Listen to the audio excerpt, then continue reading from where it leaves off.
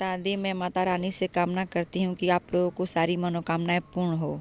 हमारे मनसा मैया कहिया पुरैबू, हमारे मनसा मैया कहिया पुरैबू। जब तू मैया हो मनसा पुरैबू, जब तू मैया हो मनसा पुरैबू। तोहार कमर मैया चुंदरी पेन्हैबो, तोहार कमर में मैया चुंदरी पेन्हैबो। जब तू मैया हो मनसा पुरैबू, जब तू मैया हो मनसा पुरैबू। तोहार पैरो मैया पैजन पेन्हैबो, तोहार पैरो मैया पैजन पेन्हैबो। तोहार पैरो मैया बिछिया चढ़ैबो, तोहार पैरो मैया बिछिया चढ़ैबो। हमारे श्राद्धा मैया कहिया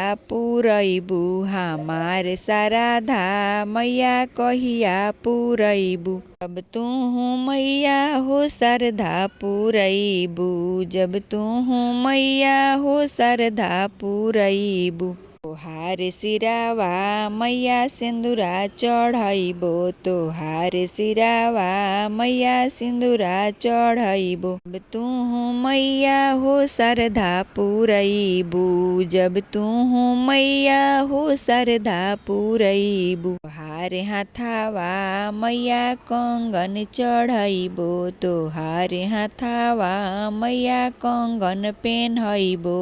तोहार हाथावा मैया लहठी पेन्हैबो, तोहार कलैया मैया लहठी पेन्हैबो। हमही जे गाइब मैया हमही बजाइब, हमही जे गाइब मैया हमही बजाइब। हमारे बबुआ मैया पूजवा करई है, हमारे बबुआ मैया पूजवा करई है। हमारे मनसा मैया कहिया पुरैबू, हमारे मनसा मैया कहिया पुरैबू। जब तू मैया हो मनसा पुरैबू, जब तू मैया हो मनसा पुरैबू। तोहार गलवा मैया हरवा पेन्हैबो, तोहार गलवा मैया हरवा पेन्हैबो। हमही जे आइब मैया जलवा चढ़ाइब, हमही जे आइब मैया जलवा चढ़ाइब। हमारे बबुआ